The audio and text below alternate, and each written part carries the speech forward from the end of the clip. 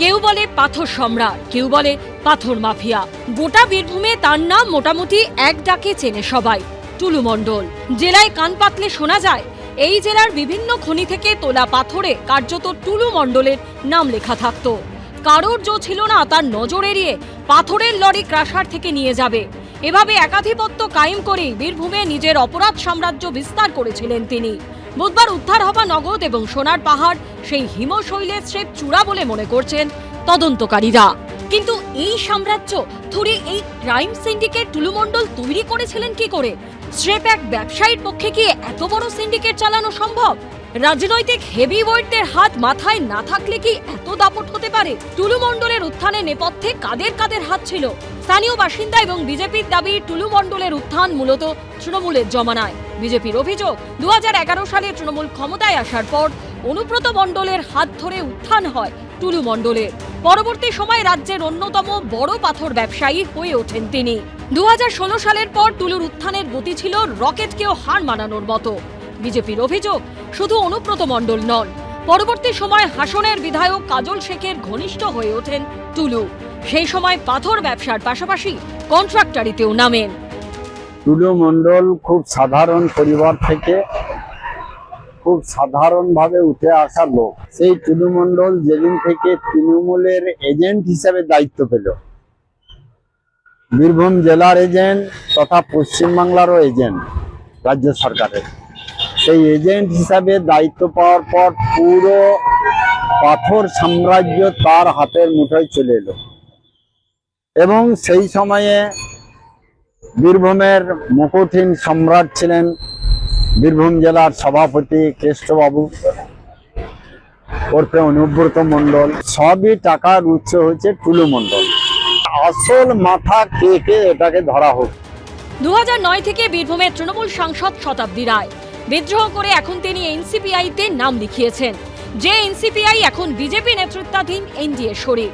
গত মঙ্গলবারই এনডিএর বৈঠকে নরেন্দ্র মোদীর পেছনের আসনে বসে থাকতে দেখা গিয়েছিল শতাব্দী রায়কে।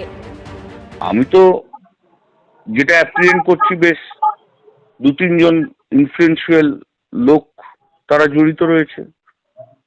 তাদের মধ্যে প্রাক্তন মন্ত্রীও রয়েছে, কোন এক সাংসদ রয়েছে, বীরভূমের বাঘ রয়েছে, প্রাক্তন এমএলএ রয়েছে। তারা তো সব এখন ভালো তৃণমূল, ঋতুব্রত তৃণমূল আছে, সাংসদ তো এনডিএ শরিক, শুভেন্দু অধিকারীর আসল লোক। কে বীরভূমের বাঘ, কে তৃণমূল সাংসদ, কে প্রাক্তন বিধায়ক, কাদের দিকে ইঙ্গিত করছেন কল্যাণ বন্দ্যোপাধ্যায়? ও ব্যবসা করতো, তো সরকারের দায়িত্ব। অভিষেক ব্যানার্জিকে জিজ্ঞেস করো, মমতা ব্যানার্জিকে জিজ্ঞেস করো। আমি তো ব্যবসায়ী নই, কিছু ব্যবসায়ী করে থাকে ও, সে খবর নিশ্চয়ই সরকারের কাছে থাকা উচিত। যদি কোথাও কোনো অন্যায় থাকে, বিতর্কিত এবং অবৈধ এগুলো থাকে, তো ব্যবস্থা নিন না, কে বারণ করেছে? আবার তখন দেখবেন কে আবার ভালো তৃণমূল হয়ে গিয়ে নাম লিখিয়ে দিল কোথাও, তখন আবার পুলিশ দেখতে পাবে না। শুধুমাত্র তাদের কথায় হ্যাঁ না বললেই পুলিশ যাবে, পুলিশে যাওয়ার মাপকাঠি যেন আবার এইটা না হয়ে যায়। স্বাভাবিকভাবে বোঝা যাচ্ছে যে টুলু মণ্ডলের আত্মীয়র কাছে যদি এই বিপুল পরিমাণ টাকা থাকে, তাহলে টুলু মণ্ডলের কাছে কত আছে? তো টুলু মণ্ডলের বিরুদ্ধে এই ধরনের অভিযোগ উঠেছে, তাহলে তদন্ত হওয়া উচিত। পিটিআই সূত্রে খবর, কেন্দ্রীয় এজেন্সি ইডি এবং আয়কর দপ্তর টাকা ও সোনা উদ্ধারের ঘটনা নিয়ে পুলিশের সঙ্গে যোগাযোগ করেছে এবং অনুসন্ধান শুরু করেছে। বৃহস্পতিবার ধৃত মিনার মণ্ডলকে আদালতে তোলা হলে সরকারি আইনজীবী বলেন, উনি বলেছিলেন চাবি নেই, তাই আলমারি ভাঙতে হয়েছে, পুরোটা ভিডিও করা হয়েছে। আইনজীবী আরো বলেন, আলমারি থেকে উদ্ধার হওয়া সোনা সুইজারল্যান্ড, দুবাই থেকে আনা। এখনো পর্যন্ত আমাদের যেটুকু ইনভেস্টিগেশনে উঠে এসছে সেটা হচ্ছে যে ল্যান্ড গ্র্যাবিং হতে পারে, তার মধ্যে থেকে এক্সটর্শন হতে পারে, মানুষকে ভয় দেখিয়ে দিনের পর দিন ক্ষমতার আড়াল থেকে, এবং এবং ইকোনমিক অফেন্স বিভিন্ন ধরনের, এইগুলোরই ইনভেস্টিগেশনের জন্য আমরা পিসিপি আয়োগ করেছিলেন।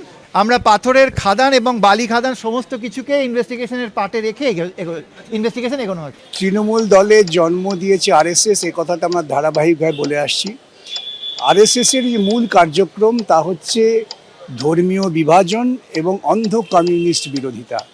সেই কাজটা করতে গেলে পরে একটা রাজনৈতিক দলকে তাদের বিভিন্ন রকম কৌশল নিতে হয়। সেই কৌশলের অন্যতম একটা হচ্ছে দুর্নীতি করা। কেন দুর্নীতি করলে পরে, প্রশাসনকে কাজে লাগিয়ে দুর্নীতি করলে পরে অনেক মানুষকে তারা সঙ্গে নিতে পারেন, যাদের দিয়ে অপকর্ম করানো যায়, গুন্ডামি করানো যায়। সেই কাজটা হয়েছে। দেখেছেন তৃণমূল যখন ছিলেন তখন তারা শিক্ষা বিক্রি করেছেন, যা ইতিপূর্বে পশ্চিমবঙ্গে কল্পনা করা যেত না। তা নিয়ে তদন্ত করার ক্ষেত্রে আমরা দেখেছি সিবিআই এর কত রকম ঢিলেমি। তদন্তের নাটক চললো, আপনারা দেখে থাকতে পারেন। একটা সময়ে রাজীব কুমারকে এই চিটফান্ডের মামলায় গ্রেপ্তার করার জন্য সিবিআই এলেন, রাজীব কুমার বাধা টাধা দিলেন মমতাকে নিয়ে, তারপর সিবিআই ঘুমিয়ে পড়লেন, তারা কিছুই করলেন না, তদন্ত কিছু হলো না। বকটুয়ে যে ঘটনা ঘটেছিল আপনাদের মনে থাকতে পারে, আমি তারপর থেকে ধারাবাহিকভাবে দাবি করেছিলাম যে একদিন বিনা নোটিশে সমস্ত তৃণমূল নেতার বাড়িতে যদি ছাপা মারা হয়, প্রচুর বেআইনি টাকা বেআইনি অস্ত্র উদ্ধার হবে। হয়নি। ওরা অনুব্রত মণ্ডলকে ওদের দেবতা বানিয়েছিল। সেই অনুব্রত মণ্ডল তার সাকরেদরাই এত চুরি টুরি করেছেন। অনুব্রত মণ্ডলের সাকেতরা বিনা পয়সা বিনা আইনে টোল কালেকশন করতেন। এই যে ব্যবস্থা তৃণমূল তৈরি করেছিল তার সঙ্গে বিজেপির সহযোগিতা ছিল, কেন্দ্রীয় স্তরের সহযোগিতা আজও আছে। তাই ভাবছেন ড্রাইভারের বাড়ি থেকে 25 কোটি টাকা আর কত 15 কেজি সোনা, এটাও খুব সামান্যই। অনেক নেতার বাড়ি এদিক ওদিক ঘুরলে আরও বেশি পাওয়া যাবে। কেন্দ্রীয় এজেন্সি তারা কাজ করছেন রাজনৈতিক সুবিধা অনুযায়ী, দুর্নীতিকে প্রতিহত করার জন্য নয়। কেন্দ্রীয় তদন্তকারী সংস্থা তারা প্রকৃতপক্ষে তাদের সুবিধা মতো, রাজনৈতিক সুবিধা মতো দুর্নীতিকে লালন পালন করার চেষ্টা করেছেন। তাই আজকে বিজেপি পশ্চিমবঙ্গে ক্ষমতায় এসছেন মমতাকে সরিয়ে, কিন্তু একই পরিকাঠামো রয়েছে। তাই কোনো তদন্ত হচ্ছে না, হবেও না, খালি নোটিশ যাবে। এই নোটিশ যাওয়াটা খেলা ওরা একটা চালু করেছেন মানুষকে একটু বিভ্রান্ত করার জন্য। তা না হলে যে পরিমাণ দুর্নীতি পশ্চিমবঙ্গে হয়েছে, সেই দুর্নীতিতে বহু লোকের তাদের বিরুদ্ধে সাজা হওয়া উচিত ছিল। কেন হচ্ছে না তার কারণ হচ্ছে ইলেকট্রাল বন্ড, এটা আরেকটা দুর্নীতিমূলক টাকা। সেই ইলেকট্রাল বন্ডের সবচেয়ে বেশি টাকা ভারতবর্ষে পেয়েছে বিজেপি এবং একটি স্থানীয় দল হিসেবে পেয়েছে তৃণমূল। তাহলে ওইখানেই তাদের ঐক্য, দুর্নীতির ঐক্য। সেই দুর্নীতির ঐক্যের বাইরে তারা কি করে বেরোবেন? আপনারা যারা ভাবছেন বিজেপি ক্ষমতায় এসছে খুব সততার সঙ্গে কাজ করবে, সম্পূর্ণ মিথ্যা। আত্মীয়ের বাড়িতে জকের ধনের হদিশ। আলিশান বাড়ি, বিরাট পার্কিং লট, অসংখ্য ট্রাক, মেয়ের বিয়েতে কোটি কোটি টাকা খরচ। বীরভূমে পাথর ব্যবসায়ী টুলু মণ্ডলের সম্পত্তি এবং অবৈধ কারবার নিয়ে যখন জোর চর্চা চলছে, তখন পাশের জেলা পূর্ব বর্ধমানের সামনে এলো দুই ছবি। চোখ কপালে তুলে দেওয়ার মতো ঘটনা ঘটেছে আউশ গ্রামে, যেখানে রিলের সঙ্গে অনেকটাই মিল পাওয়া গেল রিয়েলের। পুষ্পা সিনেমায় দুধের ট্যাঙ্কারে চন্দন কাঠ পাচারের দৃশ্য সবাইকে চমকে দিয়েছিল, আর আউশ গ্রামে দেখা গেল টমেটোর আড়ালে কয়লা পাচার। তবে পথ দুর্ঘটনা না ঘটলে কিছুই জানা যেত না। পিকআপ ভ্যানে ভর্তি কয়লা আর পিছনে টমেটোর ক্যারেট। পুলিশ সূত্রে জানা গেছে 114 নম্বর জাতীয় সড়ক ধরে বর্ধমানের দিকে যাওয়ার সময় আউশ গ্রামের গোবিন্দপুরে নিয়ন্ত্রণ হারিয়ে উল্টে যায় পিকআপ ভ্যানটি। স্থানীয় বাসিন্দারাই চালককে প্রথমে উদ্ধার করেন, তারপরই সামনে আসে সেই ঘটনা। গাড়িতে কি আছে কৌতূহলবশত তা দেখতে গিয়ে চোখ কপালে ওঠে স্থানীয় বাসিন্দাদের। দেখা যায় গাড়ি ভর্তি কয়লা আর পিছনে রয়েছে টমেটো। ড্রাইভারকে আমি উঠিয়ে বার করলাম, আমি গাড়িটাকে পর্যবেক্ষণ করছিলাম, তো দেখলাম যে গাড়িটার পিছনের দিকে টমেটোর সবজি এই ধরনের রয়েছে। তো তারপরে একটু পর ভালো করে লক্ষ্য করতেই দেখা গেল অভিনব কায়দায় ভিতর থেকে প্রচুর কয়লা বেরোয় হচ্ছে। কোথা থেকে এই কয়লাগুলোকে আনা হচ্ছে বলে মনে হচ্ছে? আমার যতদূর সম্ভব এটা আপনার আসানসোল ওই সাইড থেকে, আসানসোলের নাম্বার গাড়িটা একমাত্র ওই সাইডে যেখানে কয়লা পাওয়া যায় আমাদের কলিয়ারি সাইড, ওখান থেকে আসছে কয়লা। থেকে পাঠিয়ে দেওয়ার জন্য এদিকে যাচ্ছে, বর্ধমান পাচার হবে। পুলিশের তরফে জানানো হয়েছে কয়লার বৈধ কাগজ না থাকায় মামলা রুজু করা হয়েছে। অন্যদিকে বর্ধমান শহর লাগোয়া শ্রীরামপুরে বালি পাচারের অভিযোগে 4 জনকে হাতেনাতে ধরে ফেলেন গ্রামবাসীরা। তাদের অভিযোগ দামোদর থেকে প্রত্যেক দিন অবৈধভাবে বালি তোলা হয়, তারপর পুলিশের নজর এড়াতে রাতে মোটর ভ্যানে বালি পাচার করা হয়, যে কারণে খারাপ হচ্ছে গ্রামের রাস্তাও। এই অভিযোগে 4 জনকে ধরে ফেলেন গ্রামবাসীরা। কিছু মোটর ভ্যান আছে ইনলিগেল বালি রাত 2টো থেকে এই গ্রামের ওপর দিয়ে নিয়ে যেত, একটা মোটর ভ্যানের ব্রেক নেই এবং খুবই জোরে গাড়ি নিয়ে যেত। এই জন্য আমরা গ্রাম থেকে সবাই এক হয়ে ভ্যানগুলোকে আটকে পুলিশের প্রশাসনের হাতে তুলে দেওয়া হয়েছে। তাদের কোনো লাইসেন্স নেই, তাদের কোনো কাগজপত্র নেই, কিচ্ছু নেই। বালিটা কোথা থেকে নিয়ে? বালিটা নদীর বাঁধ থেকে নিয়ে আসে, কোথা থেকে আসে আমরা সঠিক তথ্য জানি না, ডিভিসির বাঁধের উপর দিয়ে আসে। 4 জনকে পুলিশের হাতে তুলে দেন গ্রামবাসীরা। বালি বোঝাই 3টি মোটর ভ্যান বাজেয়াপ্ত করেছে পুলিশ। বালি পাথরের ক্রাইম সিন্ডিকেট নিয়ে রাজ্য রাজনীতি এখন সরগরম। তার মধ্যে কি দিল্লির বুকে তৈরি হচ্ছে পশ্চিমবঙ্গের রাজনীতির নতুন কোনো সমীকরণ? জল্পনা উস্কে দিয়েছে দুটো ছবি। এনসিপিআই এর দেওয়া এই ছবি ঘিরেই প্রশ্ন উঠছে, লোকসভায় কালীঘাট তৃণমূলের ঘর কি আরো খালি হতে পারে? হ্যাঁ, এরকম তো রাজনীতিতে হয়, এটা ডাবল ট্র্যাক। আমি জন্মে বিজেপি বা এনসিপিআই তে যাব না। এনসিপিআই এর দেওয়া প্রথম ছবিতে দেখা যাচ্ছে একই টেবিলে বসে খাচ্ছেন মোদী সরকারের স্বাস্থ্যমন্ত্রী জেপি নাড্ডা। তার ঠিক পাশেই বসে রয়েছেন কালীঘাট তৃণমূলের দুই সাংসদ সৌগত রায় এবং শত্রুঘ্ন সিনহা। এনসিপিআই এর দেওয়া এই ছবিতে আবার দেখা যাচ্ছে সাংসদদের সঙ্গে বসে খাচ্ছেন কেন্দ্রীয় স্বরাষ্ট্রমন্ত্রী অমিত শাহ এবং জেপি নাড্ডা। আর টেবিলে হাত দিয়ে ঝুঁকে দাঁড়িয়ে রয়েছেন কালীঘাট তৃণমূলের সাংসদ সৌগত রায়। সংসদের শাসক ও বিরোধী সাংসদদের মধ্যে সৌজন্য বিনিময় নজিরবিহীন নয়, বরং স্বাভাবিক। কিন্তু পশ্চিমবঙ্গের রাজনীতিতে আসা যাওয়া, শিবির বদল, দল বদল যেভাবে লেগেই থাকে, তাতে সবকিছু ঘিরেই জল্পনা তৈরি হয়। লোকসভায় তৃণমূলের 28 সাংসদের মধ্যে 20 জন বিদ্রোহ করে এনসিপিআইতে মিশে গেছেন। ইতিমধ্যে তারা বিজেপি নেতৃত্বাধীন এনডিএকে সমর্থনের কথাও ঘোষণা করেছেন। এনডিএর বৈঠকেও ডাক পেয়েছেন। সৌগত রায় এখনো সেই শিবিরে নাম লেখাননি। তিনি আপাতত কালীঘাট তৃণমূলেই রয়েছেন। কিন্তু এবার অমিত শাহ, জেপি নাড্ডাদের সঙ্গে তার ছবি ঘিরে জল্পনা তৈরি হচ্ছে। এটা কি সমীকরণ বদলের আভাস? সুযোগ পেয়ে এ নিয়ে প্রশ্ন তুলে খোঁচা দিয়েছে বিদ্রোহী তৃণমূল সাংসদদের এনসিপিআই। আপনাদেরকে গদ্দার বলছেন, নিজে আলোচনা করছেন। হ্যাঁ, এরকম তো রাজনীতিতে হয়, এটা ডাবল ট্র্যাক বলে। একাধিকবার ওনাদের মধ্যে হয়তো কোনো আলোচনা হচ্ছে, হয়তো ওনারা কোনো পরিকল্পনা করছেন। একটা জায়গায় দেখলাম যে প্রাক্তন সভাপতি এবং বর্তমান মন্ত্রী শ্রদ্ধেয় জেপি নাড্ডার সঙ্গে, আর একটা জায়গায় সেখানে দেখলাম যে আমাদের স্বরাষ্ট্রমন্ত্রী অমিত শাহজিও রয়েছেন। তো ওনার সঙ্গে হয়তো কোনো আলোচনা চলছে। কল্পনা জল্পনা ইত্যাদি তো চলতেই থাকে। তো সংসদে বা যারা রাজনৈতিক কর্মী, তারা যদি তাদের ব্যক্তিগত পরিচয় বা এক জায়গায় থাকার জায়গায় কোথাও বসে খান, তার মানে এটা হতে পারে না যে ও ভাঙচুর হচ্ছে কি হচ্ছে না, কোনোটাই এরমভাবে পরিস্ফুট হয় না, বলা যায় না। যারা এসব নিয়ে চিন্তা করছেন তারা করছেন, তার কারণ তৃণমূলের ক্ষেত্রে দেখা গেছে যে তারা যেদিকে ঝোল সেদিকেই ভাত মাখে বা সেদিকে চলে যাওয়ার একটা প্রবণতা থাকে, তাই জন্য ওদের নিয়ে আলোচনা হচ্ছে। উল্টোটাও তো হতে পারতো, দেখুন সেটা কিন্তু হচ্ছে না। যদিও কালীঘাট তৃণমূলের সাংসদ সৌগত রায় এবং শত্রুঘ্ন সিনহা সমস্ত জল্পনাই খারিজ করেছেন। পুরনো বন্ধু কে আপনার জেপি নাড্ডা, কালকে আমাদের মিটিং ছিল এখানে। আদারওয়াইজ পলিটিক্যাল ম্যান না, খামোশ। আমি জন্মে বিজেপি বা এনসিপিআই তে যাব না। মনে হচ্ছে বিজেপি তো ফেক নিউজের জন্য বিখ্যাত, ওরাই প্রচার করছে। না না, একটি টেবিলে একদিনের জন্য বসে না, আমার ছবিটা দেখিয়েছে, কিন্তু এর মধ্যে কি কায়দা আছে আমি জানি। কালীঘাট তৃণমূলের আরেক সাংসদ কল্যাণ বন্দ্যোপাধ্যায়ও সৌগত রায়, শত্রুঘ্ন সিনহার পাশে দাঁড়িয়ে বিদ্রোহী সাংসদদের এনসিপিআইকে কড়া ভাষায় নিশানা করেছেন। খেতেই পারে, খাওয়া দাওয়া করলে তো অন্য কিছু অসুবিধা নেই। এনসিপিআই বলছে কি আমাদেরকে গদ্দার বলছে, অন্য রাস্তা একটা খুলে রাখছে। কোনো রাস্তা খোলাখুলি নেই, একটাই রাস্তা। ওই 20 গদ্দার 2029-এ শেষ হবে, সেটা একটাই রাস্তা। বৃহস্পতিবার 20 জন বিদ্রোহীর ছবি সহ প্ল্যাকার্ড গলায় ঝুলিয়ে সংসদ চত্বরে বিক্ষোভ দেখান কল্যাণ বন্দ্যোপাধ্যায়। এরা হচ্ছে গদ্দার পশ্চিমবাংলার।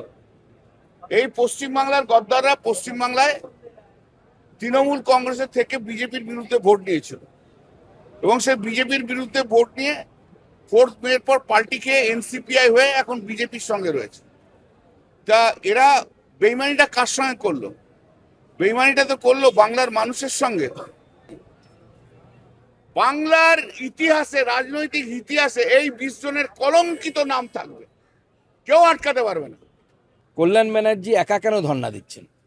তো গদ্দার যদি তৃণমূল থেকে যারা এনসিপিআই চলে গেছেন তারা হন, তাহলে পরে বাকি যারা তৃণমূলে অবশিষ্ট আছে তারা সবাই তো একত্রিত হয়ে গদ্দারদের বিরুদ্ধে ধর্ণা দেওয়া উচিত ছিল। তাহলে কি ধর্ণা দেয়া নিয়েও কালীঘাট তৃণমূলের মধ্যে কি বিরোধ আছে? আর কালীঘাট তৃণমূল ভেঙে আবার কি শ্রীরামপুর তৃণমূল বলে নতুন একটা তৃণমূল তৈরি হবে নাকি? কল্যাণ বন্দ্যোপাধ্যায় যখন বিক্ষোভ দেখাচ্ছেন, তখন দূর থেকে প্রিয়াঙ্কা গান্ধীর সঙ্গে কথা হয়, যাও অত্যন্ত তাৎপর্যপূর্ণ। बीजेपी के राज में तो सब कुछ ही होता है। हमारे यहाँ से पहले आपके यहाँ गए, फिर आपके यहाँ। नहीं, वो लोग तो हमारा टिकट से जीता था। आप लोग का उधर से 2014 में चला गया। पश्चिम बंगाल में आप लोग को कुछ भी नहीं है, नहीं था, इसलिए बोलो तो हमारा टिकट से जीता है। थे तो कांग्रेस ही। अरे कांग्रेस तो हम भी थे, तो छोड़ो ना तुम लोग। अरे कांग्रेस तो हम लोग को, कांग्रेस तो हम भी थे। I was the vice president of the youth Congress. आप लोग तब दीदी को तो भगा दिया था, ये बात बोलो 97 में। अरे दीदी को नहीं भगा था तो तुम लोग का ऐसा हाल होता। दीदी को 97 में भगा दिया। दीदी को राजीव जी बहुत, I know that's the reason. Rajiv ji बहुत प्यार करते थे। राजीव जी भी दीदी को सम्मान दिया। और लेकिन अरे पप्पू सिंह सुनो भाई, ज्यादा मत बोलो। उस टाइम कांग्रेस सीपीएम का साथ एक हो गया। सीपीएम के बारे में जब हम लोग बोलते थे, दीदी जब बोलते थे, उसने दीदी को निकाल दिया था। कांग्रेस साथ है ना? हाँ है, हम भी थे। সংবিধান প্রণেতাদের আজকে লজ্জা পাওয়ার কথা যে তাদের কিছু করার নেই, এটা হতে পারে। সারা ভারতের নজির কত আছে আমার জানা নেই। পশ্চিমবঙ্গ দেখিয়ে দিল যে দলবদলও একটা শিল্প হতে পারে, নির্লজ্জের মতো শিল্প হতে পারে। তুমি বলছিলে যে এখনকার রাজনীতিবিদরা দল পাল্টান আর শিবির পাল্টান। আরো একটা কথা বললে যে রাজনীতি সম্ভাবনার শিল্প। আমি বলছি রাজনীতি সম্ভাবনার শিল্প নয়, রাজনীতি একটা পেশা। এই মুহূর্তে রাজনীতি ধান্দাবাজদের একটা পেশা।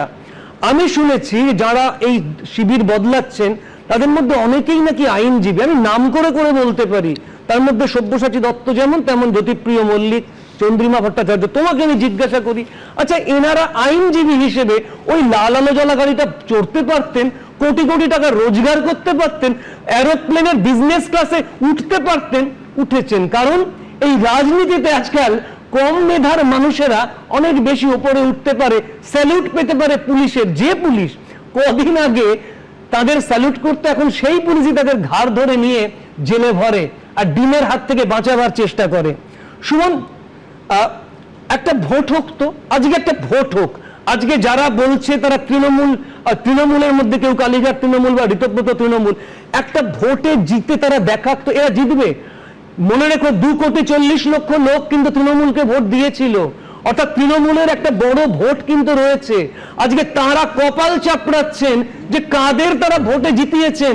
আজকে আরেকটা ভোট এক্ষুনি হোক, আমি দেখতে চাই নিজের পরিবারের লোকও এদের ভোট দেয় কিনা।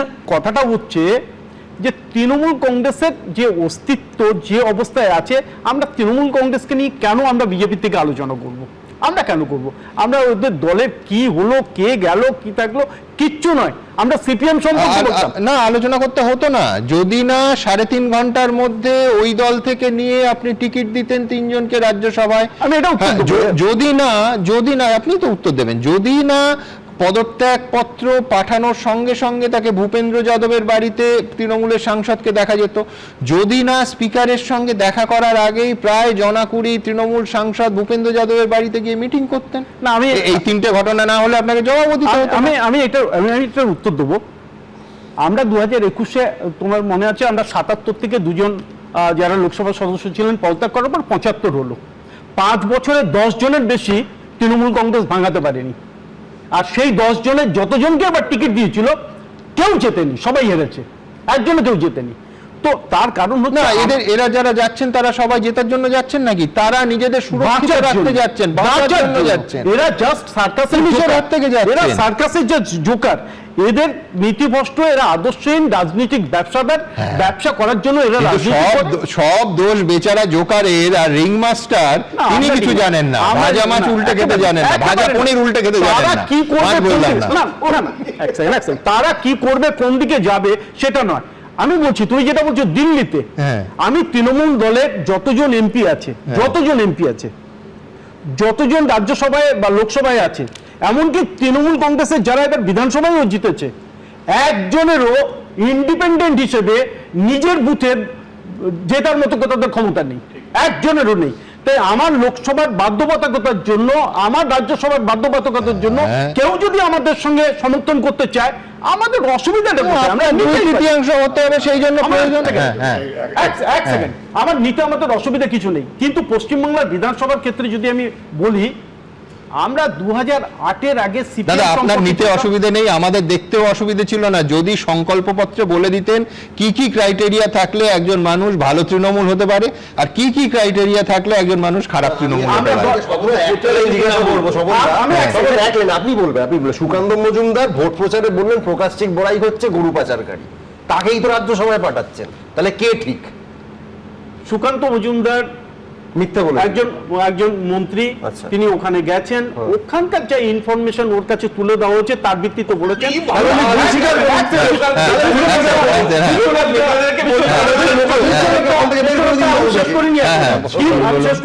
কিন্তু যতক্ষণ পর্যন্ত একজনের অপরাধ বা দোষ বা সে যদি এই ধরনের কোনো কাজের সঙ্গে যুক্ত থাকে, এই প্রশ্ন আপনারা ঠিক করে নিন যে স্বপন দাস দেবে না অনির্বাণ দেবে, সেটা একেবারে পরিষ্কার। তাহলে আমি বলছি ঠিক যে কারণে বনসহায়ক পদের দুর্নীতির অভিযোগ তোলা যায়, মঞ্চের ওপর থেকে প্রকাশ্যে তোলা যায়, আবার তাকেই একেবারে গলবস্ত্র করে দলে নেওয়া যায়, ঠিক সেই লজিকে ভোটের আগে বলা কথা, ভোটের পরে মার্চ মাসে বলা কথা জুন মাসে এসে অবান্তর হয়ে যায়। একদিকে অমিত শাহ জেপি নাড্ডাদের সঙ্গে সৌগত রায়ের ছবি ঘিরে প্রশ্ন উঠছে কালীঘাট তৃণমূল কি ফাঁকা হতে পারে? অন্যদিকে বিদ্রোহী তৃণমূল সাংসদদের এনসিপিআইতেও তৈরি হচ্ছে ভাঙনের জল্পনা। মঙ্গলবার এনডিএর বৈঠকে অংশ নেওয়ার জন্য ডাক পেয়েছিল এনসিপিআই। প্রধানমন্ত্রীর সঙ্গে প্রথম সারিতে জায়গা পেয়েছিলেন এনসিপিআই এর কাকলি ঘোষ দস্তিদার, ঠিক পিছনের দ্বিতীয় সারিতে ছিলেন শতাব্দী রায় এবং অসিত পাল। কিন্তু সংসদে থেকেও এই বৈঠকে ছিলেন না এনসিপিআই এর 3 সাংসদ আবু তাহের, খলিলুর রহমান এবং ইউসুফ পাঠান। তাৎপর্যপূর্ণ বিষয় হলো এই 3 জনই মুর্শিদাবাদ জেলার সাংসদ। বৃহস্পতিবারও সংসদ চত্বরে কালীঘাট তৃণমূলের সাংসদ সৌগত রায়ের সঙ্গে দেখা যায় এনসিপিআই এর আবু তাহের এবং খলিলুর রহমানকে। দুজন কি আপনাদের সঙ্গে আবার আসছেন? সে তো আমি জানি না। এনসিপিআই কি ধর্মনিরপেক্ষ? না, জানি না, ওটা খোঁজ খবরই নাই। তাহলে কি এই 3 জন কালীঘাট তৃণমূলে ফিরতে পারেন? পশ্চিমবঙ্গের মানুষ যখন বামফ্রন্টকে সরিয়ে তৃণমূল কংগ্রেসকে ক্ষমতায় আনে, সেই সময় একটা বিষয় সকলেই জানতেন যে এই দলটির কোনো মতাদর্শ নেই, অর্থাৎ সংসদীয় গণতন্ত্রে মতাদর্শ ছাড়াও রাজনৈতিক দল হতে পারে কর্মসূচি ভিত্তিক। সেখানে কর্মসূচি বা উদ্দেশ্য মূলত ছিল বামফ্রন্ট সরকারকে সরানো, এবং সেই জায়গায় দাঁড়িয়ে তৃণমূল কংগ্রেস সফল হয়েছে।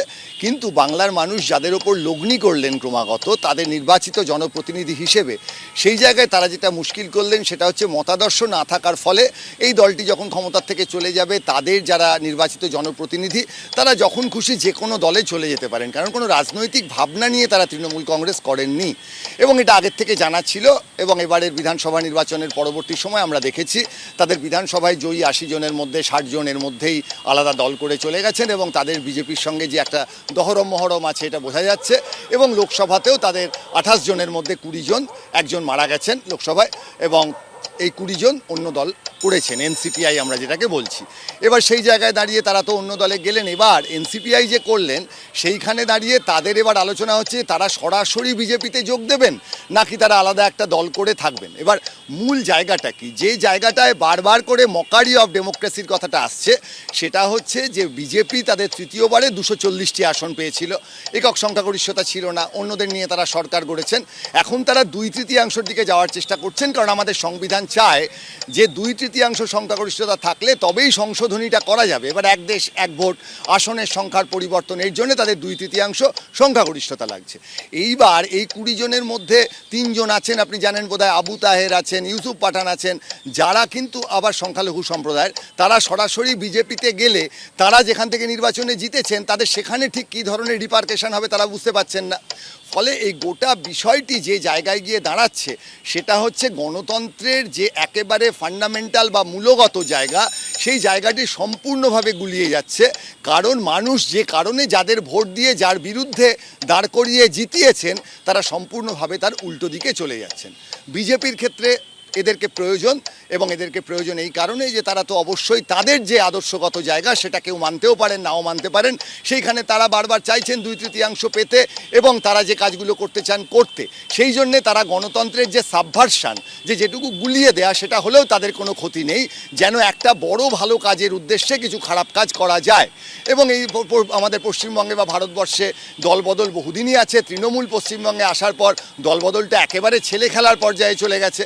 এবার আবার উল্টো দিকটা হচ্ছে যারা তৃণমূলে ছিলেন তারা কেন বিজেপিতে যাচ্ছেন, এইখানেই বাংলার মানুষের মনে যে প্রশ্নটা আসছে যে এটা কি সত্যি যে দুর্নীতি যে দুর্বৃত্তায়নের বিরুদ্ধে আলোচনা করে বিজেপি পশ্চিমবঙ্গে ক্ষমতায় এসেছিল, তাহলে সেই তৃণমূলের মানুষগুলিকে বিজেপি যদি তাদের দলে নিয়ে নেয় তাহলে গোটাই যে পশ্চিমবঙ্গের নির্বাচন তারপর বিজেপি যে কথাটা বলেছিল সেই জায়গাটি কিন্তু একেবারেই তার রাজনৈতিক জায়গাটা সম্পূর্ণভাবে বিপর্যস্ত এবং ব্যর্থ হয়ে যাচ্ছে। ফলে এই গোটা বিষয়টি যা যা ঘটছে এগুলো মোটেও দেশের সংসদীয় গণতন্ত্রের পক্ষে ভালো বিজ্ঞাপন নয়। এই তিনজনের রাজনৈতিক ভবিষ্যৎ নিয়ে জল্পনা আরও জোরালো করেছে কালীঘাট তৃণমূলের প্রবীণ সাংসদ সৌগত রায়ের মন্তব্য। আমাদের সাথে তারা কথা বলেছে, তাদের যে অসন্তোষ এনডিএতে যাওয়া নিয়ে সেটা জানিয়েছে। তো আপনাদের সঙ্গে কি কথা তারা বলছেন দাদা? এনডিএর ব্যাপারে ওদের রিজার্ভেশন আছে যে জন্য ওরা যাননি। এখন ওদের ডিসিশন ওরা নেবেন। মুর্শিদাবাদে যেখানে সংখ্যাগরিষ্ঠ মুসলমান সেখানে এনডিএ বা বিজেপির সাথে যাওয়া ঠিক কিনা সেটা তারা বিচার করবে। যদি আসেন তাহলে কি হবে, আপনারা নেবেন তাদেরকে? আমাদের পুরনো পার্টির লোক যদি কেউ আসে সেই ব্যাপারে মমতা ব্যানার্জির সাথে আলোচনা করে আমরা সিদ্ধান্ত নেব। কিন্তু বিজেপি এ নিয়ে কোনো মন্তব্যই করতে চায়নি। এনসিপিআই এর সদস্য হিসেবে কিছু সাংসদ তারা আমাদের এনডিএর বৈঠকে যোগদান করেছিলেন, কারণ এনসিপিআই আমাদের এনডিএর সদস্য। তো স্বাভাবিকভাবে তারাই বলতে পারবেন তাদের কোনো সদস্য কেন আসেনি, 3 জন না 5 জন, কজন আসেনি সে তো আমরা জানি না। তারা আলাদা দল, তাদের আলাদা বিষয়, তারা বলতে পারবেন। শেষ অবধি কি ফের পশ্চিমবঙ্গের রাজনীতিতে শিবির বদল দেখা যেতে পারে? সিদ্ধান্ত বদলে সংখ্যালঘু অধ্যুষিত মুর্শিদাবাদের এই 3 সাংসদ বিজেপির ছোঁয়া এড়াতে পারেন? পশ্চিমবঙ্গের রাজ্য রাজনীতিতে 20 জন সাংসদের তৃণমূল দল ত্যাগ এবং এনসিপিআইয়ের মাধ্যমে এনডিএতে যোগদানের যে প্রচেষ্টা সেটা একটা ঘা খেয়েছে। এই এনডিএর যে সভা তাতে 3 জন সংখ্যালঘু সাংসদের যোগদান না করাতে, এই যে 3 জন সংখ্যালঘু সাংসদ যারা যোগদান করেননি, অর্থাৎ খলিলুর রহমান, আবু তাহের খান এবং ইউসুফ পাঠান, এরা জিতে এসছেন মুর্শিদাবাদের লোকসভা কেন্দ্র থেকে। এবং মুর্শিদাবাদের এই যে ভিন্ন ভিন্ন এলাকার যে লোকসভা কেন্দ্র সেগুলো গোটা মুর্শিদাবাদ অঞ্চলই বস্তুতপক্ষে সংখ্যালঘু অধ্যুষিত এবং সেখানে 30% অনেক বেশি, অর্থাৎ 70% মুসলিম সম্প্রদায় জনসম্প্রদায় বাস করেন। এই রকম একটা এলাকা থেকে যারা তৃণমূলের হয়ে জিতে এসছেন বিজেপি বিরোধী ভোট নিয়ে, অর্থাৎ সে সময়ে এসআইআর চালু ছিল না, এটা ঠিক কথা, কিন্তু সিএএ বা এনআরসি এইসব যে ইস্যু সেগুলোতে তারা বিজেপি বিরোধী একটা অবস্থান নিয়ে ভোট দিয়েছিল এই লোকসভা সাংসদদের। এবং বিভিন্ন রাজ্যে এবং কেন্দ্রে বিজেপির যে পদক্ষেপ তাতে সংখ্যালঘু সম্প্রদায়ের মানুষ তারা যথেষ্ট আশঙ্কিত ছিল এবং সেই কারণেই তারা তৃণমূলকে ভোট দিয়েছিল এবং বিজেপি বিরোধী অবস্থান নিয়েছিল। এদের ভোটে জিতে আসা এই সমস্ত তৃণমূল সাংসদ আজ যদি বিজেপিতে যোগদান করে এবং বিজেপিতে যদি যোগদান নাও করে, অর্থাৎ যদি তারা এনসিপিআইয়ের মাধ্যমে একটা বাফার জোনে থেকে এনডিএকে সমর্থন জুগিয়ে যায়, তাহলে সেটা তাদের পক্ষে এতটাই খারাপ জায়গায় নিয়ে যাবে যে সেখানকার মানুষ পরবর্তী নির্বাচনে তাদেরকে ভোট দেবেন না, সেটা তো পরের কথা। তারা সেই সব সংসদীয় এলাকায় ঢুকতেই পারবেন না। এইটা এই তৃণমূল সাংসদেরা বুঝতে পেরেছেন এবং সেই কারণেই তারা যোগদান করেননি। হয়তোবা সেটা তৃণমূলের কাছে একটা নতুন প্রতিশ্রুতি, অর্থাৎ কালীঘাট তৃণমূলে তারা ফিরে আসবার একটা কথাও ভেবে থাকতে পারেন। এর দুটো ইম্প্যাক্ট আছে। প্রথম ইম্প্যাক্ট যে পশ্চিমবঙ্গের রাজ্য রাজনীতিতে তৃণমূল এটা বুঝিয়ে দিল যে সংখ্যালঘু সম্প্রদায়ের ভোট খুব গুরুত্বপূর্ণ এবং সংখ্যালঘু সম্প্রদায়ের ভোটে যারা নির্বাচিত হয়ে এসছেন তারা তৃণমূল ছেড়ে যাবে না। অর্থাৎ সংখ্যালঘু সম্প্রদায় রাজ্য রাজনীতিতে একটা গুরুত্বপূর্ণ অবস্থান আবারও নিল, যেটা বিজেপির বোঝা প্রয়োজন। এবং দ্বিতীয় ইম্প্যাক্ট, বিজেপি কিন্তু এই যে একটা নতুন মডেল তৈরি করলো রাজ্য রাজনীতি, এটা কিন্তু অন্য রাজ্যের ক্ষেত্রেও তারা চালু করতে পারে। অর্থাৎ নিজেদের বিজেপিতে সরাসরি যোগদান না করিয়ে একটা এনসিপিআই মডেল তৈরি করে, যেটা শুধুমাত্র রেজিস্টার্ড একটা পার্টি, যার কোনো ইলেকটোরাল কোনো স্বীকৃতি নেই, অর্থাৎ ইলেকশন কমিশন তাদের স্বীকৃতি দেয়নি, এখন তো লোকসভার স্পিকারও তাদের স্বীকৃতি দেয়নি, এই রকম একটা দল তাদের যোগদান করিয়ে তারা নতুন করে তাদের সংখ্যা বাড়াতে পারে এবং সেই সংখ্যা বাড়িয়ে গণতন্ত্রকে প্রবঞ্চিত করে তারা ডিলিমিটেশন বিল বা উইমেন্স রিজার্ভেশন বিল তারা চালু করতে পারে। এই ব্যাপারটা কিন্তু দুটো বিষয়ই কিন্তু খুব গুরুত্বপূর্ণ, পশ্চিমবঙ্গের রাজনীতিতে তো বটেই, সারা ভারতের পরিপ্রেক্ষিতেও এটা খুবই গুরুত্বপূর্ণ একটা বিষয়। কে কখন কোন দিকে যাচ্ছেন, কোন দলে কোন শিবিরে কার সঙ্গ ছাড়ছেন, কার হাত ধরছেন, কি উদ্দেশ্যে ছাড়ছেন, কি উদ্দেশ্যে ধরছেন, কে আসল বিরোধী, কে নকল বিরোধী, কোথায় নীতি, কোথায় নৈতিকতা, কার স্বার্থ, মানুষের না নিজের, সব গোলমাল পেকে গেছে, বুঝে ওঠা দায়।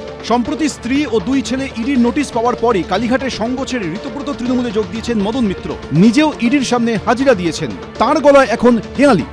আমি যদি আজকে মমতার শিবির থেকে চলে আসি, জনগণের কিছু যায় আসে না, কালকে যদি আমি ফিরে যাই, জনগণের কিছু যায় আসে না, কারণ সবাই জেনে গেছে এই ভালো আর কালোর মধ্যে সব ভেতরে কিন্তু সেটিংয়ের খেলা চলছে।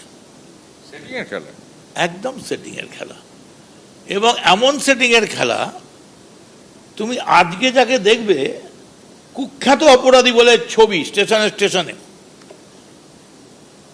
লুক আউট নোটিশ বেরিয়ে গেছে, পরের দিন দেখবে তাকে একটা বড় সম্মানে ভূষিত করা হচ্ছে, সে গিয়ে বসে পায়ের ওপর পা দিয়ে সম্মান নিচ্ছে।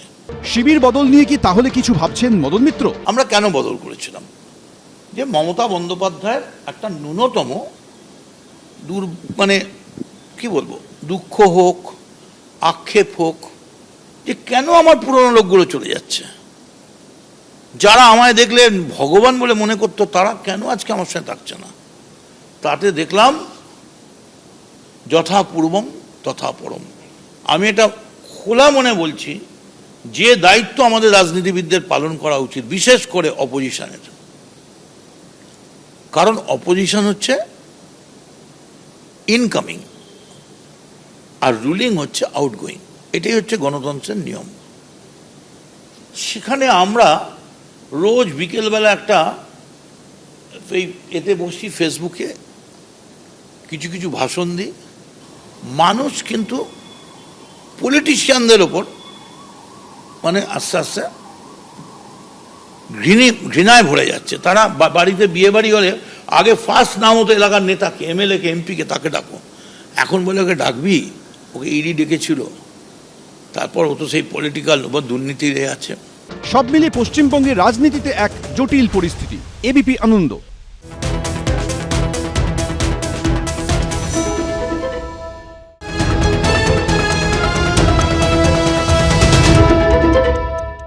এবিপি আনন্দ, এগিয়ে থাকে, এগিয়ে রাখে।